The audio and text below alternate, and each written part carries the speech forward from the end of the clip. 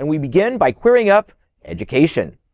Sarasota School Board votes for Moms for Liberty founder to quit over queer sex scandal. Bridget Ziegler, co-founder of the anti-LGBTQ group Moms for Liberty, refuses to resign from Sarasota's county school board, despite the rest of the board voting for her to go away. Ziegler championed and helped write Florida's Don't Say Gay bill. She recently admitted to a sexual encounter with a woman after that woman accused Ziegler's husband of rape.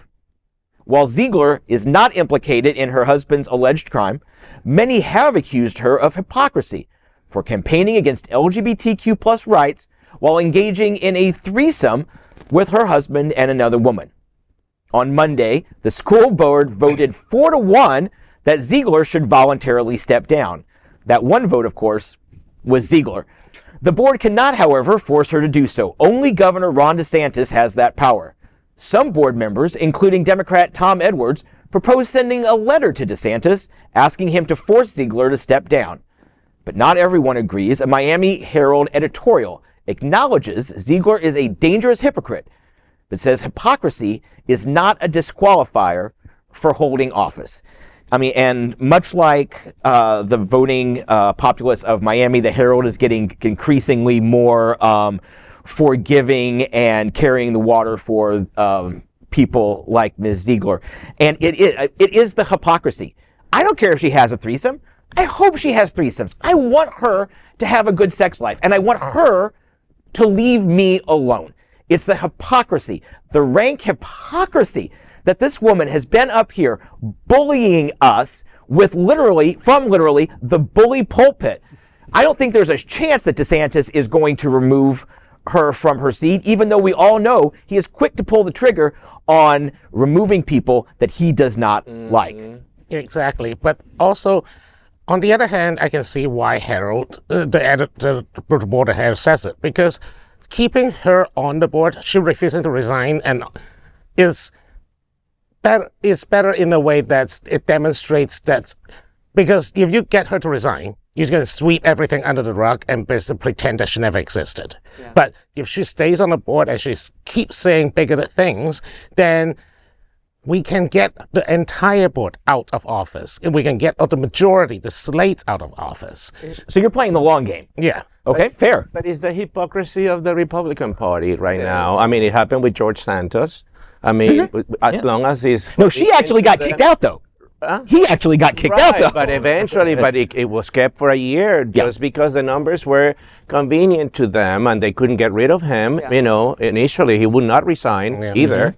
Yeah. He had to be expelled. Where is Ron DeSantis here? Where are all these evangelical groups that he's, catering to and just, being their, their leader or their fighter? Where are they? Where is the hypocrisy at best? Yes. Bob? Unfortunately, I vaguely remember referring to Moms for Liberty as Planned Parenthood on a prior newscast, but I heard something recently, and I'm never going to be able to get this out of my head, but I'm going to start calling them Moms for Labia now, but that's just... Oh, God. I know. But, but hey. But here's the thing. If we don't laugh, we got to start laughing at these people, because really it's the only weapon we have anymore, because as much as I'd like to thin the herd, I don't have that luxury or that liberty. So all I can do is point and laugh. Well, go ahead. And I feel like independent of all this, so one, this reminds me mostly of the Jerry Falwell Jr. kind of blowout, which it really does, and it also took place in Miami and Miami Beach, and because of course it is. But it right, and I'll just note, it's not like the Miami Herald was ever kind of a leftist newspaper or something. I want to be very clear that it's not like it's moving right. It's kind of always been. Okay. And but also, for me, what the most important part of the story is just to remind people of how incredibly important your school board elections are. That is, people often look the other way about how, this is just, it actually has more impact on your everyday life than many, many other points of elected office. So it's just so important to remember that. The good news is her election was the exception to the rule, because the vast majority of these Moms for Liberty candidates did not get in. That is true. Yeah. And Bobby, and I congratulate you. I think you're smart, wanting to play the long game and get them all out of office. But I'm willing to take the short-term gain.